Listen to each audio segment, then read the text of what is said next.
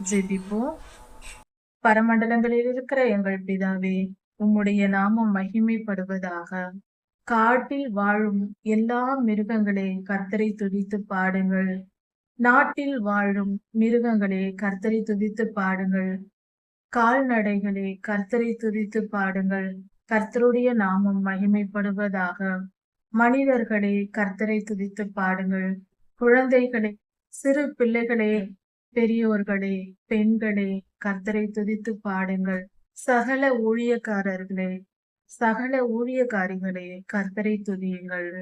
கர்த்தருடைய நாமம் துதிக்கப்படுவதாக.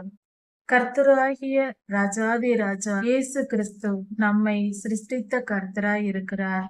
அவரை துதித்து பாடுங்கள். ராஜாதி ராஜா இயேசுவாவின் நாமத்தினால் பிதாவே, ஆமென்.